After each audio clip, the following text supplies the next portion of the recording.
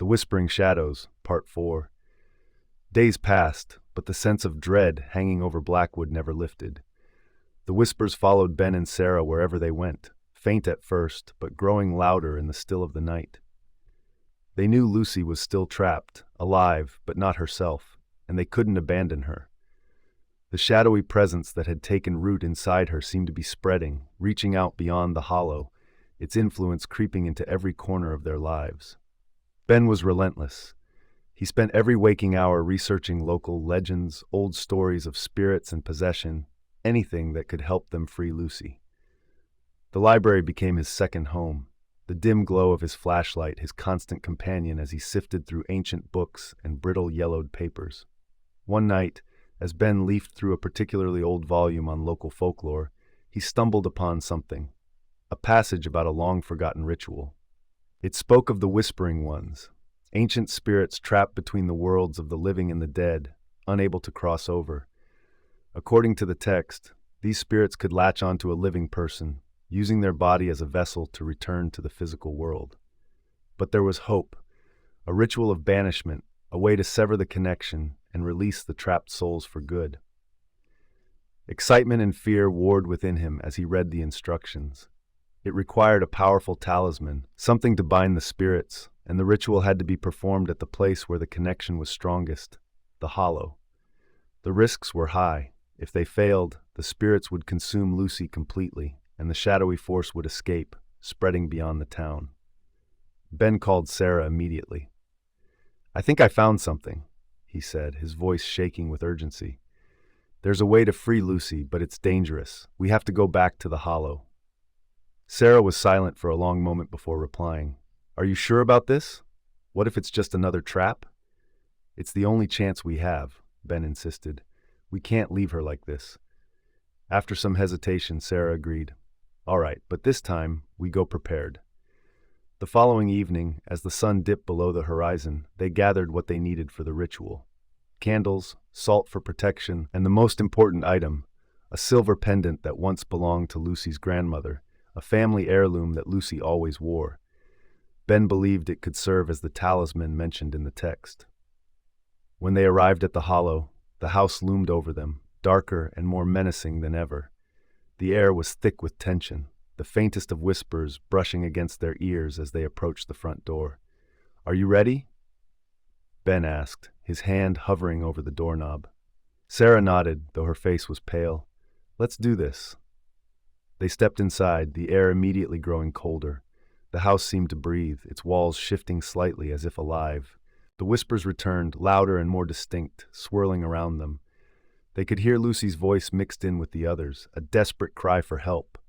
"Lucy!" Ben shouted. "We're here! Hold on!" The house groaned in response, and the shadows thickened, moving unnaturally along the walls. Ben and Sarah moved quickly, setting up the candles in a circle and spreading the salt around them. Ben held the silver pendant tightly in his hand, his heart pounding as he began to recite the words from the ritual.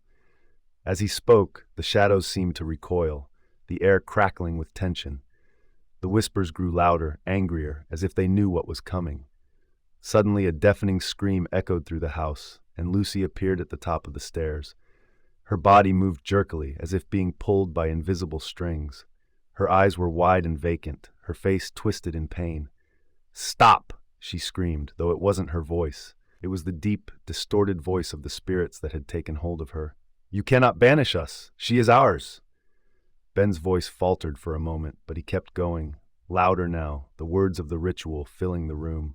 The shadows surged forward, slamming into the circle of salt, but they couldn't cross the barrier. Lucy screamed again, clutching her head as if trying to fight off the voices inside her. "Lucy, fight them!" Sarah cried, tears streaming down her face. "We're here! We can save you." For a brief moment, Lucy's eyes flickered, and her own voice broke through. "Help me. Please." But then the shadows intensified, wrapping around her like dark tendrils, pulling her deeper into the grip of the spirits. The house shook violently, the walls groaning and cracking as if the very foundation was coming apart. Ben clutched the pendant, his knuckles white, and shouted the final words of the ritual. The room exploded with a blinding light as the pendant began to glow, brighter and brighter, until it was almost too painful to look at. The shadows shrieked, writhing in agony, as the light pierced through them, tearing them apart.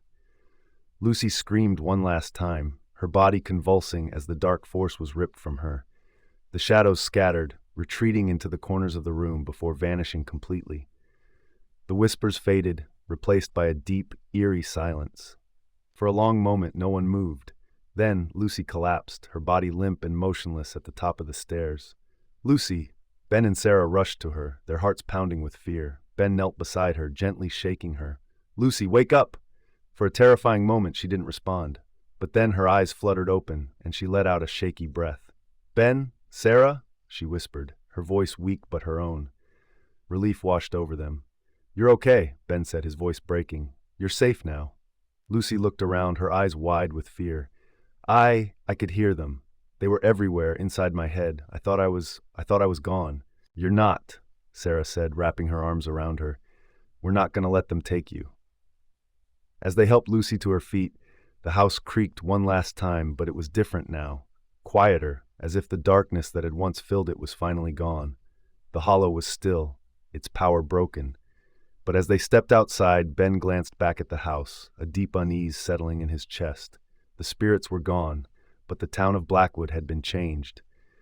The shadows, once contained within the house, had tasted freedom, and somewhere in the depths of the night, they were waiting, watching, and they weren't finished yet.